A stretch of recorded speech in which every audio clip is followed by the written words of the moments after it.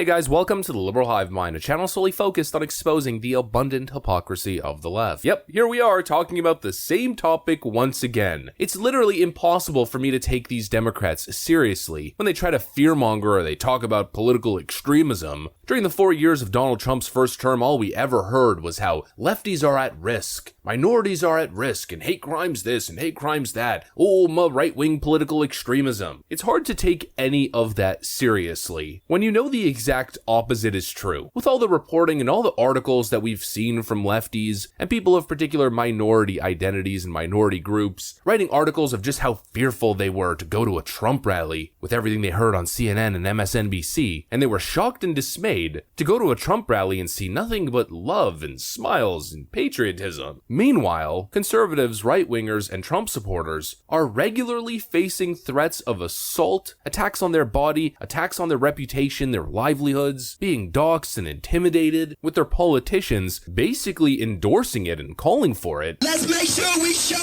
up wherever we have to show up.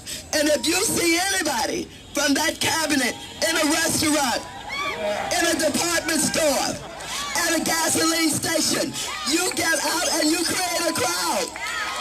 And you push back on them. And we're supposed to feel sympathetic for them. The perpetrators, the criminals, the people who are openly calling for violence and harassment of you are looking for sympathy on just how difficult it is for them to exist in Trump's America. Give me a break. And once again, we have multiple incidents of left-wing intimidation and violence as Tim Pool's podcast gets swatted once again for what seems to be the 10th or 11th time. I'm not keeping count because I've literally lost track. It's happened so many times. Mid-podcast, they had to evacuate the building, had a SWAT team and what seemed to be the bomb crew had to come in to clear the entire premise, and on the same day, a bunch of lefty activists show up outside Brett Kavanaugh's house, and one of them gets arrested with a weapon, and specifically told police officers that he was there to commit violence against Supreme Court Justice Brett Kavanaugh. Folks, no one's buying it. The threat of extremism is not the right wing. It's these left-wing radicals, these left-wing extremists, and most importantly, the radicalization that is happening that is a direct cause of Democrat rhetoric by the extreme and irresponsible words coming out of Democrat politicians' mouths. I'm going to try to make this as coherent as possible and talk about all of those aspects. But of course, before we get into any of it, please make sure to leave a like, a comment, subscribe, share the video as much as possible. We are still shadow banned by the YouTube algorithm, hidden from non-subscribed viewers. And with that out of the way, let's roll the tape. Alright folks, the simple question I constantly ask: if the threat of violence and political intimidation all comes from the right wing based on all of the policies that we see and all of the rhetoric, and how social media seems to be clamping down only on one side, then why is it that this stuff only seems to ever happen to center or right-wing commentators? You better believe that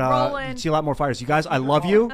I think we're just gonna leave keep the live stream going, but we have to evacuate the building. All right. We'll be right. So keep watching, keep the stream up, and can you do the wide shot? Yeah. All right. Maybe you'll get to watch something happen. I don't know. We have to get out of the building. Cool. Let's go.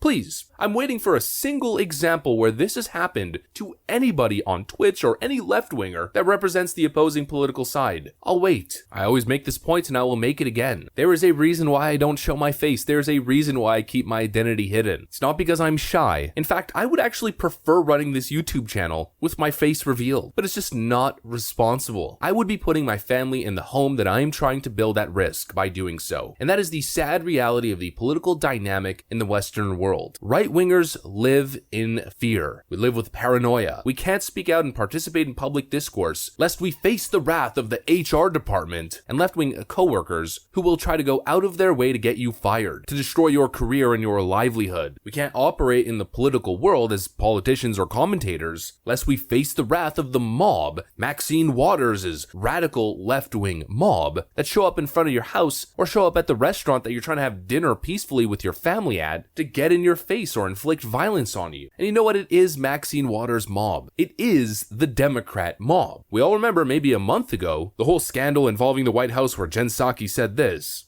So I know that there's an outrage right now, I guess, about protests that have been peaceful to date, and we certainly continue to encourage that outside of judges' homes, and that's the president's position.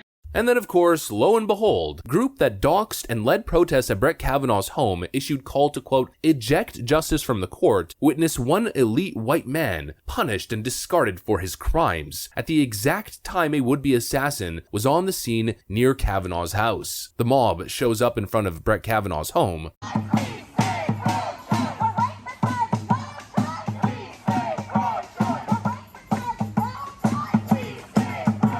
And then we get reports of this. Men with weapon arrested near Supreme Court Justice Brett Kavanaugh's home. He told police that he was there to end Brett Kavanaugh. And you're supposed to tell me it's not connected. Now, lefties would immediately say, well, you're a hypocrite. What about January 6th and Donald Trump's rhetoric? Completely disingenuous argument. Donald Trump has undeniably been on the record as calling for peaceful protest since the start. He has condemned every act of violence. He has told people to go home, and he has always requested that people march or people protest peacefully. The left-wing mob is the opposite, and their leaders and thought leaders and politicians have been incredibly irresponsible in their rhetoric. I mean, for Pete's sakes, this happened last month. Simon Gwynn, with a check mark on Twitter, I might add. Interesting real-life trolley problem in America right now. If you had the chance to end Clarence Thomas and Samuel Alito, the two oldest right-wing Supreme Court judges, should you do it while Biden can get his nominees to replace them confirmed? It's interesting as an abstract question, but becomes a real conundrum if, say, you are terminally ill and have little to lose yourself, but know that it could save many women's lives in the future. I mean, truly disgusting stuff. Ted Cruz was on Fox News last night, and he said this. Well, listen, the left is angry, and the rhetoric that comes from their political leaders, from the radical extreme,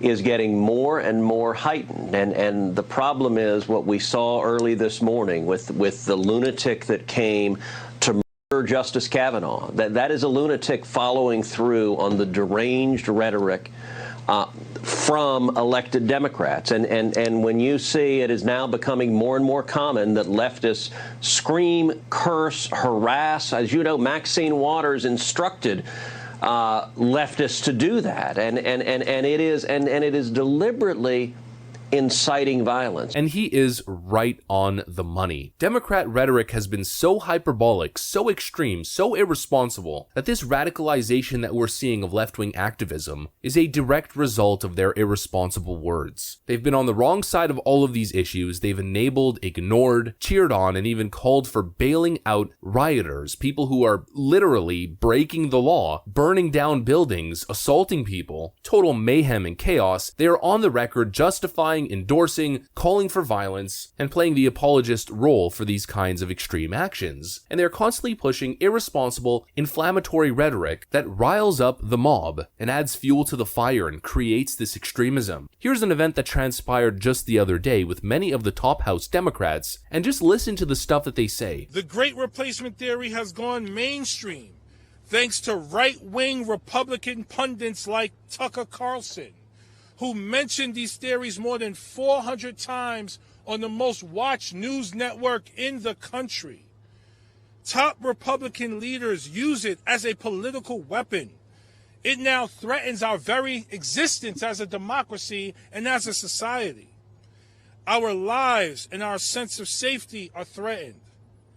Nazi thinking, veiled as political banter, can no longer go unrecognized. Accusing Republicans and conservatives of Nazi thinking, and this constant fear-mongering about democracy. We're losing our democracy, losing our society because of these evil, terrible people who must be stopped. And then we're surprised when these left-wing actors go to these extreme lengths using violence and intimidation, arson, doxing, and all of these extreme tactics in their activism, in their push for change. It's all connected. We saw what happened with the Roe v. Wade draft leak. The Democrat rhetoric, once again, women are going to lose their lives. It's extreme, we're going back, and civil rights and everything else is going to be taken away from you with this extreme, radical SCOTUS. And then, of course, once again, far lefty activists firebomb another pregnancy center in Buffalo. It's been happening to multiple locations over the last month or so. And then you're supposed to take Democrats seriously when they look at you and tell you that you're the problem. Give me a break. That's what I got for you guys. If you enjoyed this video, make sure to leave a like, a comment, subscribe, share it as much as possible. We are still shadow banned by the YouTube algorithm, hidden from non-subscribed viewers. Now I'm going to get back to work. Thanks for watching, and I'll see you on the next one.